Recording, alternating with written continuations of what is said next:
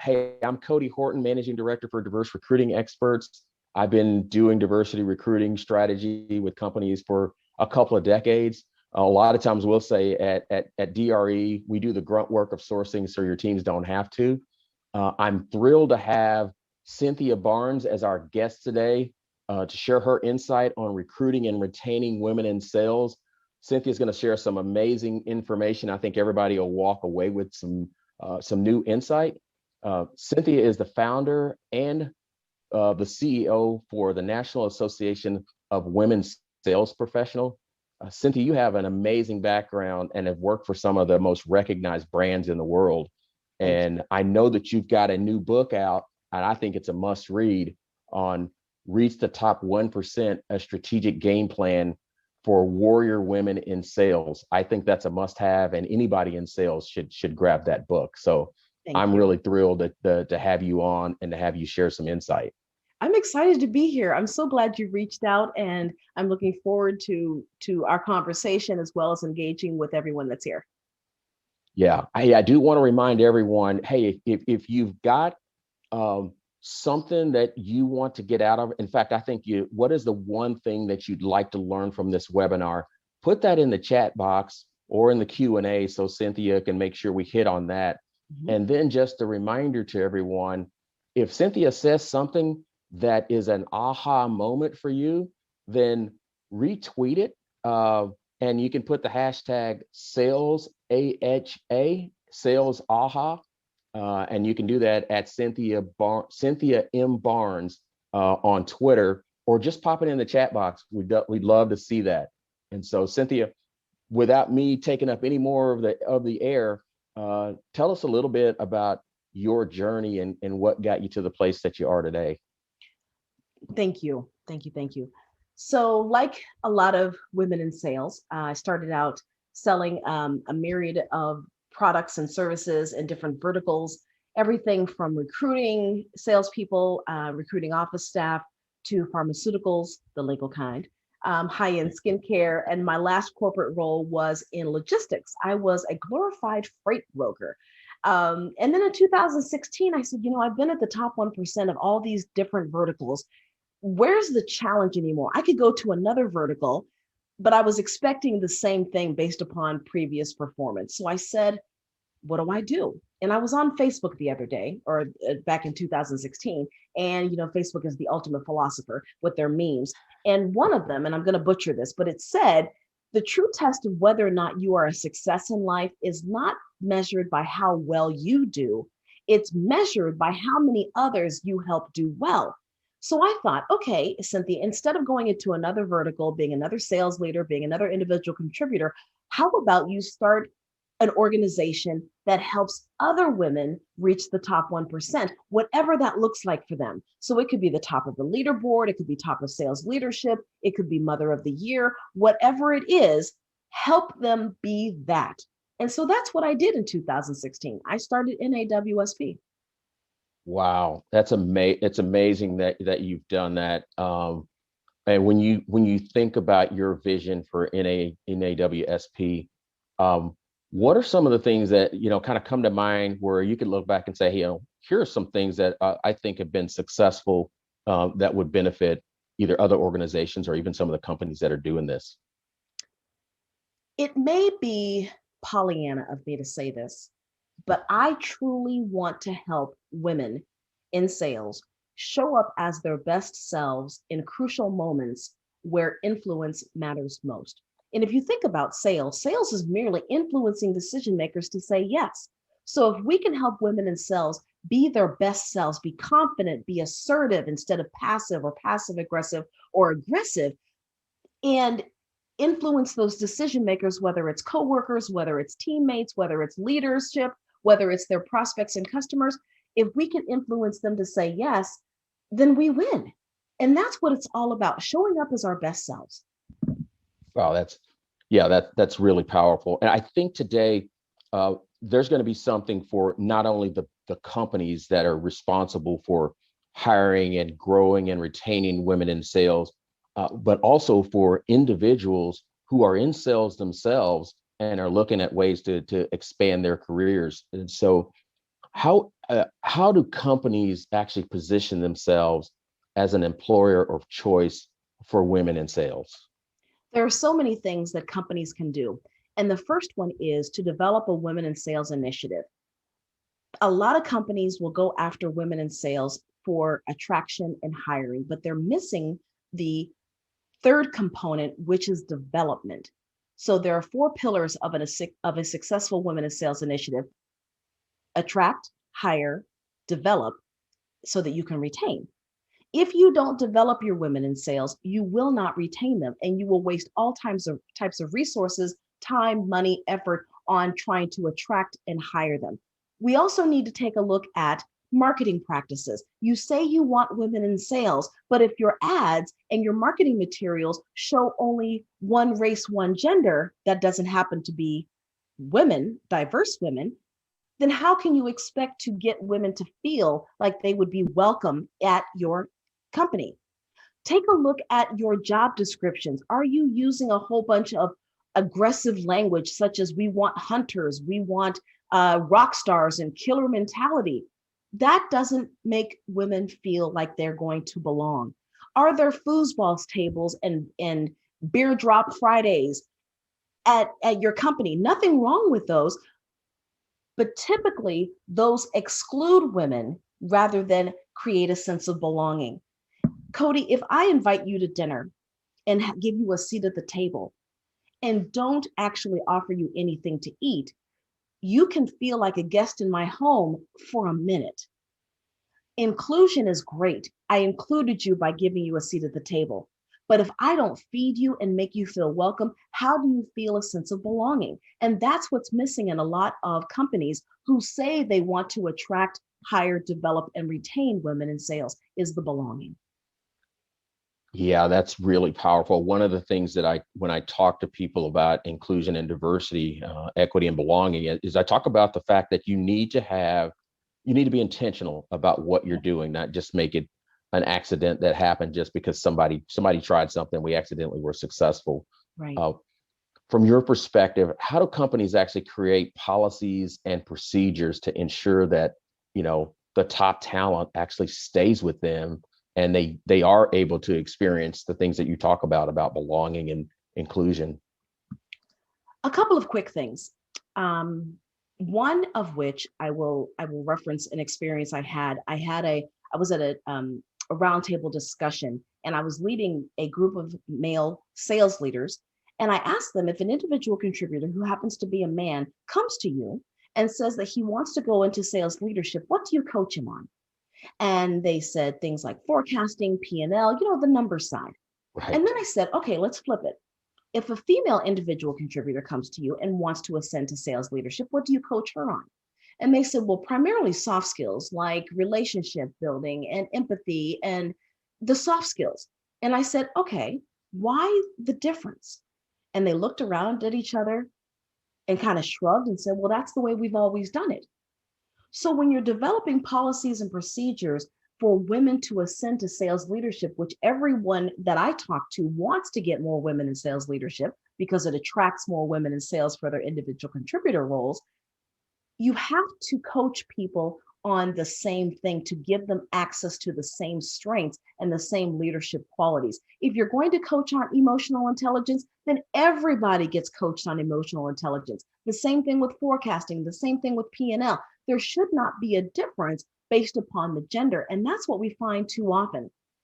And another thing I wanted to mention is 99.9% of the companies that I talk to have no policies in place to protect their female workers or male workers against bad behavior, aka sexual harassment, at the hands of a prospect or customer. They have internal policies that protect from coworkers. But if a woman is sexually harassed at the hands of a prospect, what does she do?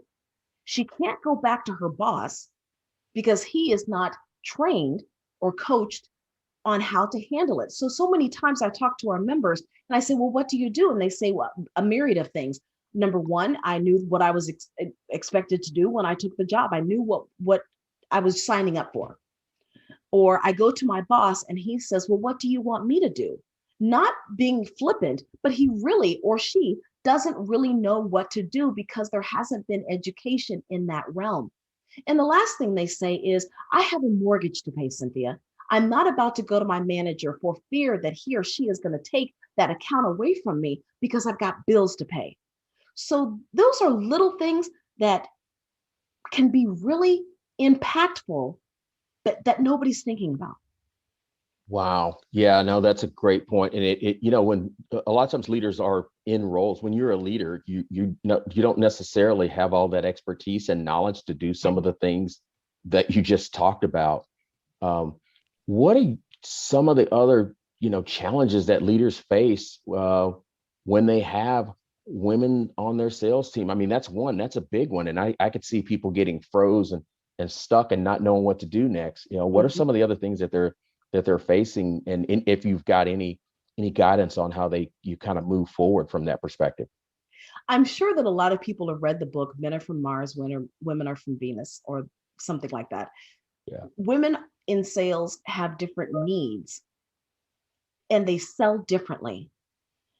So many times I've heard women say, my boss tells me I'm selling wrong because I'm not doing it his or her way. There is no right way to sell. There is no wrong way. There is no right way. The right way is the authentic way. So if a woman in sales knows the objective, which is to influence that decision maker to say yes, then empower her, give her the courage and the support to say, however you get it done, as long as it's legal, moral, and ethical, I stand behind you. But a lot of sales leaders don't know how to coach. So they say, this is the way it's done, follow this script, do it this way. And if you don't, then you're wrong. Yeah, that brings me to this next question around some of the differences, right? I mean, diversity is about differences. Inclusion is certainly about bringing everybody in and valuing that. How is managing women in a sales team different from managing men on the sales team generally? First of all, there are more similarities than there are differences. The assumptions that I hear are that women can't manage a full-time role and a family life. And that could be it could be nothing could be further from the truth. The women that I know that are in sales are excellent time managers. They manage their priorities very, very well. And the busier they are, the better they are at managing those priorities because they have to be. Think about this. If you're a woman, and let's say a typical single mother, you've got to manage soccer practice, daycare, illnesses, ballet practice, and you've got to manage a full-time job. Not to mention, if you're married, you also have that extra hat of being a wife. During COVID, a lot of women were now full-time teacher, and they still reach the top 1% because they're excellent priority managers. So to say that women can't handle being both family oriented and work focused is a huge mistake. When you talked about the time management thing, one of the things that was on my list of things to ask you about, and this is because my own personal desire to get better at this, is you seem to have an amazing ability to manage your calendar. I have not had any problems getting connected to you, and I really want to get, what's the secret? What's your secret for being able to manage the calendar? Because I'm terrible at it. And you seem to handle it with so much poise and professionalism. Thank you. I pride myself on being accessible to my clients, to my partners, to my members. I never want anyone to think I can't get a hold of Cynthia. So I pride myself on being accessible. And I have boundaries. So I rarely take a meeting that's more than 20 minutes.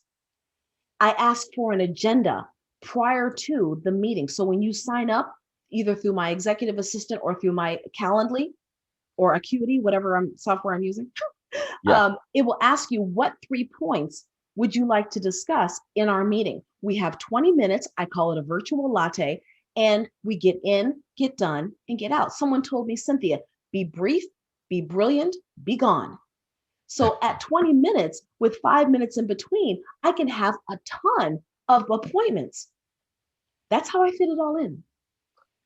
It's really amazing, and you do a phenomenal job of it. You touched on this a little bit, and I wanted to get a little bit more depth from you on it. What are some of the common myths about women in sales?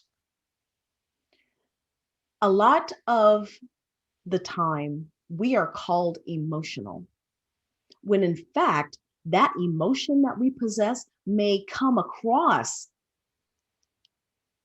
emotional, but it's actually passion. If a woman displays tears, if she displays emotion, that's not a bad thing. There was a meme once that said it was talking about relationships. When your woman responds to "How are you?" and she says "Fine," that is a red flag. When women don't feel the passion anymore for your product, for your service, for your organization, that's the time to worry. So I wish that leaders would stop seeing emotion as a detriment and say, how can we channel this emotion, AKA passion, into fueling her and developing her into a great leader? It's all in perspective. Another myth about women in sales, I hinted on it before, is that we can't handle more than one thing. We can. We multitask well, and we manage our priorities very, very well. Yeah, no, that's great. And I wanted to check, Jesse, I don't know if you see any questions in the chat. I'm a little bit blind to the chat box because of the size of the screen that I'm on. So if either of you see any questions in the chat box, let's see if we can tackle a couple of those. I would love to answer some questions. We did have a comment from Jackie. She said, great point. Thank you. My pleasure, Jackie. I know that women in sales are fantastic. I would like to know, Anita, Christopher, Dawn, Jackie, Jacob, Kristen, what do you do? Are you sales leaders? Are you individual contributors? Tell me what you do. I'd like to know. And Kristen asks a question, when looking through the lens of D&I, what are the challenges growing women from individual sales roles to senior sales leadership? Kristen, that is an excellent question. Number one, there has to be the opportunity. Too many times, well, let me back up. On average, sales leaders are only 11% female. So that means 89% of sales leaders are male. If your company has a sales leadership role and it is filled by a woman, what the company is showing the individual contributors is we only have one female sales leadership position. It's filled. You don't have a snowball's chance, and you know where, of getting it because we've only made one available. That also teaches women, oh my gosh, I've got the coveted spot. I've got to hold on to it.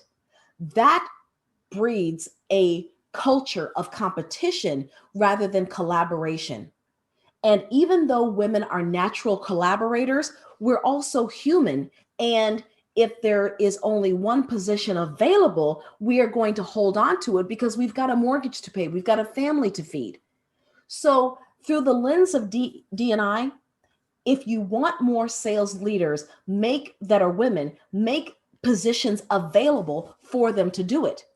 Also, create a strategic path for them to ascend to sales leadership and make it available to everyone. Encourage your female individual contributors to speak up and say, why not me? I heard that there was a leadership position on a committee available. What about me? Teach them that leadership is not necessarily just a title, but it can be also found in head of committees, ERGs, things like that. And lastly, create a safe space for women to speak up. Too many times women are afraid of saying something because it's not a safe space to do so. They get their hands slapped. They're told, okay, that's just the way it's always been done. Every piece of feedback you get is a gift.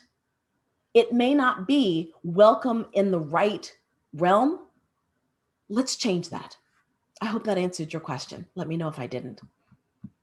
Yeah, that is a great answer. I mean, that's advice that all of us can take. One of the things we're assuming here is we've got women who are already in sales and they're already, have some level of track record. How do you recognize that somebody has the potential to be more successful in sales, right? Because a lot of times we have those cookie cutter sales profiles, the persona that we want to go after that you talked about earlier. But how do you actually recognize that potential and actually encourage someone to get into sales because you believe they can be a successful salesperson? First of all, everybody sells. Some of us just get paid for it. I'm serious. I'm serious. When my niece turned 5, she came to me and she said, "Auntie, I want to go rock climbing for my birthday." I said, "Baby girl, you've got to be 6 years old to go rock climbing." We had a complete debate over her maturity level, her size, her ability to climb the rocks, her familiarity with rock climbing. She was influencing me. My job was to influence her that despite the fact that she had all of this evidence and compelling evidence at 5 years old, she couldn't do it. So if you are a parent, an auntie, whomever, you sell, you influence decision makers to say yes. As leaders, it is our job to look at the transferable skills that someone possesses and mold them into how can you become a better seller with those transferable skills, relationship building, empathy, time management. You don't have to have a proven track record of sales to be an excellent salesperson. You need a coach to show you how to mold your craft into being an excellent salesperson. Yeah, that's great. I want to encourage everyone, if you've got questions, make sure you put them in the chat box or in the Q&A section. Do we see any other questions that are in there? Yes. Jacob says, honestly, I am a mixed bag. I work for, I was asking what people do. So he works for DRE as an expert recruiter, as well as the director of recruiting operations for another company. Client facing at the other company. He's a life cycle from sales. Awesome. Kristen says she is in business development. And let me see if we have a question here. We got that one answered. Yes. What else would you like to talk about, Cody? Yeah, you know what? Fire today. You've done an amazing job of starting your organization, and you've got a book out that's helping. And I watched a number of videos that you've done. What are some of the things that you're doing with with the organization? What are some things you're doing, and what's the draw for women to join the organization, or even more importantly, when women join the organization? How about some of the influencers, right? Recruiting leaders, sales leaders. These might be men, but can you talk a little bit about the kind of the makeup of the organization? Sure. Prior to COVID, we held 120 events around the United States and a few of them in Europe. And I told myself, as a former teacher, I said, if women are going to give up their evening, they've got to be able to walk away with some actionable steps that impact their lives, whether it's personally or professionally. So at NAWSP, we pride ourselves on, yes, you're going to get a networking component. You're going to arrive at an event, wine and bruschetta, talk with everyone, rub elbows, shake hands, give hugs, and then we're going to get down into a life-changing mind awareness type of event. So whether it's amplifying your executive presence, things like that. So when COVID hit, we stopped doing events for the safety of our community. So now we do them virtually. So we offer master classes. And prior to COVID, it was a lot of hard skills, prospecting, lead generation, the tangibles, if you will. With COVID, because everyone is for a lack of a better word, struggling with the new normal, we talked about soft skills.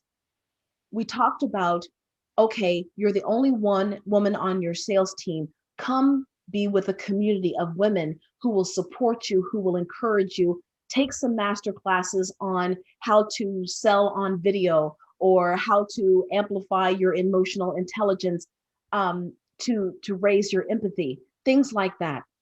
So we have 2 master classes a week, and we have a community, and we have a job board. So for those who are looking for other opportunities, they can hop on the job board. We have virtual career fairs with our recruiters that want to tap into our membership and talk about all the wonderful things that are going on with their company.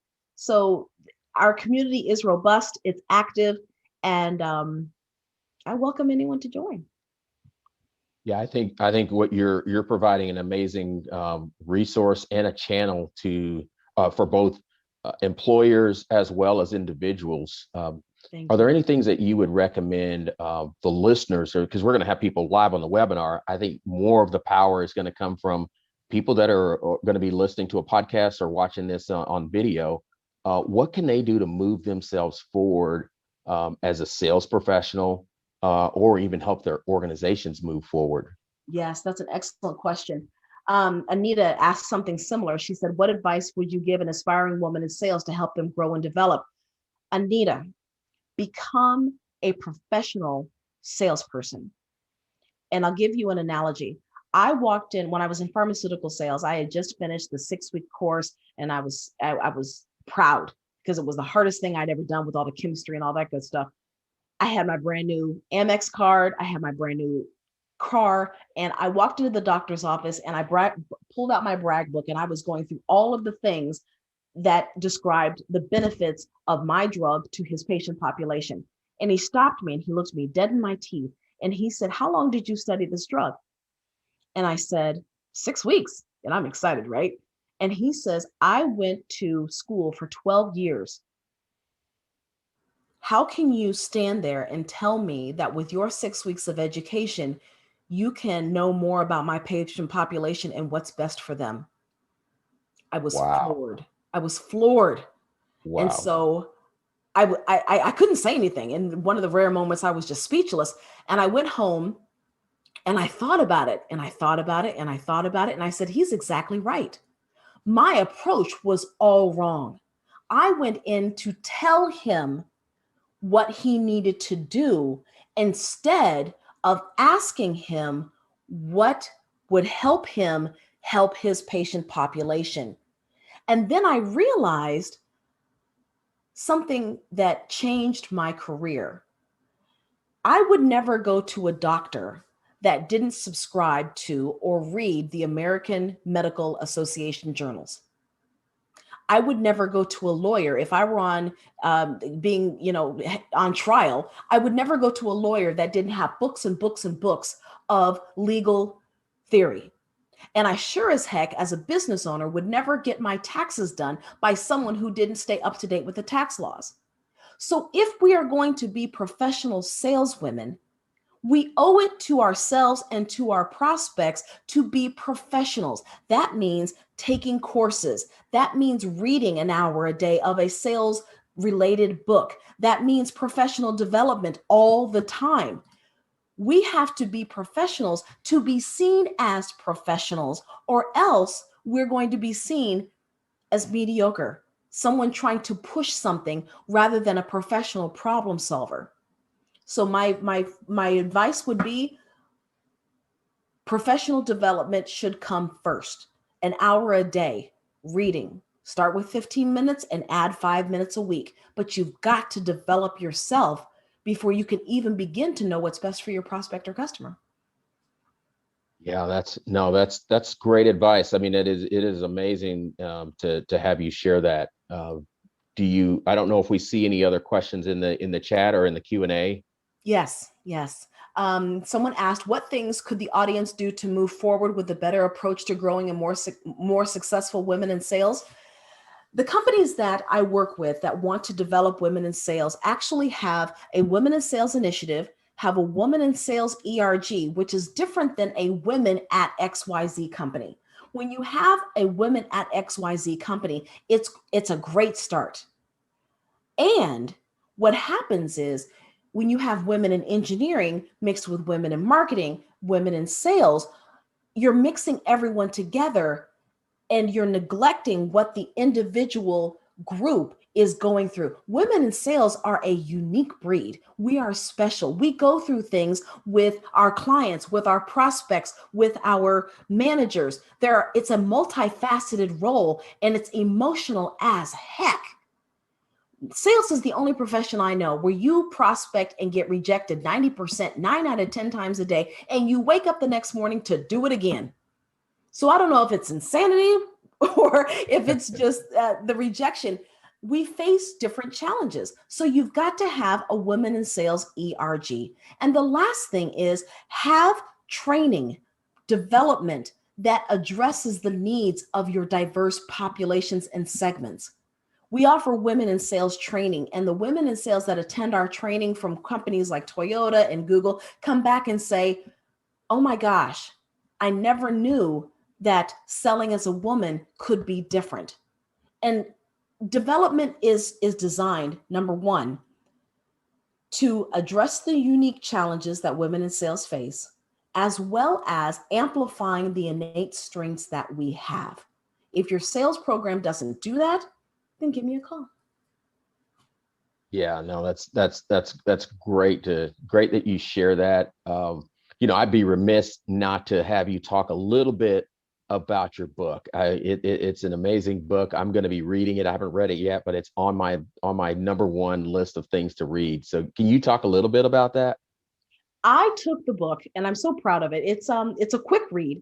It's success strategies that I've learned over the course of my career as an individual contributor and a sales leader. So I talk about things like becoming a professional, accepting responsibility for everything. Too many times I hear excuses of my boss won't do this, my husband won't do that. You know what? You can either have excuses or you can have results. You can't have both. And it's tough love. For those that want to reach the top 1%, they don't accept excuses. They accept responsibility for everything, the good, the bad, and the ugly that happens with them. So it's an encouraging book. It's matter of fact, because that's how I am. When you read it, though, you're going to wake up energized the next morning and say, you know what? I got this. I got this. If all the trials and tribulations that Cynthia went through and she handled it with grace in class, I can too. No, it's great. It's great to hear that. So one of the things that I would love to get your insight on, what's the one or two things that people could leave here today and feel like they're making progress? Let's see. I was typing a message to Jesse to where to get the book. Amazon. Something that women in sales could do, or something that DE&I leaders can do, quote Cody? I think something that maybe one for each, right? So the person that's going to hear this, that would be, hey, I'm trying to enable my sales force, because I talk to recruiting leaders and D&I folks all the time that are trying to grow their sales forces and include more women in the sales force. And then I talk to individual people who are maybe early in their sales career that are trying to figure out how do I scale this? Any one or two things that either one of those groups would be able to walk away with. Sure. For DE&I leaders who are trying to source more women in sales, highly qualified women in sales, you have to go where they are. 78% of the Fortune 500 are trying to increase the number of women in their companies. Sales is normally one of the largest departments. So the quickest route to the overarching goal is to recruit and hire more women in sales. That being said, 36% of them partner with affinity organizations to do just that. If you're trying to hire a trucker, you go to trucker.com. If you're trying to hire a woman in sales, you don't want to put ads on Indeed and ZipRecruiter and all of those, because you're going to get anybody. And when you try to attract anybody and everybody, you miss anybody and everybody. So what I would suggest, the first thing, is to go where your target candidate is. If you're looking for diverse women in sales, look for associations that have diverse women in sales. That would be my suggestion. For women in sales who want to level up, if you want to level up quickly, I would recommend, the number one thing is to read. There's so many books. There are so many books out there. so much professional development available. Make professional development an intentional thing, because as my friend Roderick says, hope is not a strategy. I love, I love that. And you mentioned um, go to places where people are. And so National Association of Women Sales Professionals, definitely a place that people should go. I know I want to be respectful of the time and see, it looks like there might be a question in the Uh-huh. Q&A. Yep. Uh, so Yep. you There are want to fill three. that one? Yes. Jackie said, you mentioned coaching. What other advice would you give an aspiring woman in sales to help them grow and develop? Coaching is one, mentorship is one, and coaching, mentorship, and I think those are the basic two, coaching and mentorship. Mentorship is huge because mentorship allows you to get help from someone you want to be like. It also, and if it's done well, inspires you, encourages you, and equips you to reach back. Remember, as we seek to rise up, we must reach back to help someone else. That's how this thing works. We can't be selfish and say, well, I want to get all this stuff and climb to the top of the ladder without helping someone else behind you. So rise up and reach back. That's what I would say. Don wants to know, Cynthia, we know there are definite differences between men and women. What are some unique advantages that you believe women bring to sales? I either need more coffee or more sleep. Hey, you're doing great. You're doing Thank great you. since you're running this thing. I'm running it from my phone, so I should be paying you to run this thing for me. Not at oh gosh, this is fun. Partnership, teamwork makes the dream work. Love Yes. it. So the biggest difference, Dawn, is relationship building. Women are nurturers. We have that innate strength and the innate ability to develop relationships. We teach women that at NAWSP, know your prospect or your customer like you do your best friend. When you ask those questions that make your customer feel like Mary Kay says, that Mary Kay always used to say, make everyone, or to pretend everyone's wearing a sign that says, make me feel important. Women do that naturally. There's another expression that says it's better to be interested than be interesting. Women ask questions and make you feel like I care. When a woman asks, how are you? And then follows it up with, no, really, how are you? And she listens, magical things happen. Magical Yeah. things happen. And I wish that more women would tap into those innate abilities that we are born with, because we are great sellers already. Already. Yes. Great. Jackie wants to know, what type of professional organizations are out there for women in sales? Well, I am going to shamelessly plug National Association of Women Sales Professionals at nawsp.org. Come join us. That's awesome. Yeah, no, it's amazing. Is there another one? I think we have time for one more question from the Yes. Q&A or the chat. Yes. In the Q&A, it's awesome to see a growing population of diversity throughout sales and sales leadership. Yes, it is. What would you say are some of the unique advantages that the diverse population has in sales? My father always tells me we attract on similarities and we grow on differences. So when you are thinking about having a diverse sales team, from strictly a business and fiduciary standpoint, diverse teams in the top quartile of diversity are 27% more likely to exceed their targets. Wow. Yeah, that's Yeah. amazing. Yeah. I know I promised one more question, but I think I saw a question flash in the chat box about Okay. recruiters. Let's see. I'm a new recruiter. I'd like to gain as much knowledge as possible about how to be a better recruiter sourcer. Tips on improving our efforts, creative strategies for sourcing, helping grow and retain our great leaders. Well, we should definitely talk, Jesse. Yeah. Yeah, Yeah, definitely. we should definitely talk. I love the commitment to diversity that you've expressed. A lot of people give lip service and say, it's a nice to have because of the financial benefits. Yeah. The intangible benefits far outweigh the tangible ones. And I'm happy to see that. Well, Cynthia, you've been gracious with your time, and you definitely have really brought it to the house today. That's a mic drop as far as I'm concerned. Um, how can people get in touch with you about anything that's coming up now or something in the future? What are the best ways for them to reach you? Sure. I am on LinkedIn all the time. So you can reach out to me on LinkedIn. You can also email me at cynthia@nawsp.org. And if you'd like to become a member, we would love to have you. You can join us at nawsp.org. And then That's awesome. my book is available on Amazon. It's only $10. It's a quick read. Read it out by the pool or at the lake. But yeah, I would love to. And if you want a signed copy of it, you could actually, if you go to nawsp.org, you could read the first chapter for free and then sign up to get a signed copy. Cynthia, this has been amazing. I want to thank you for taking the time. I know you're super busy, and I really appreciate you joining and sharing this. A lot of people are going to benefit from it. Awesome. I definitely encourage people to get your book, Reach the Top 1%, A Strategic Game Plan for Warrior Women in Sales. I'll have my copy before the day is out. And I really appreciate this. This has been very, very helpful and amazing.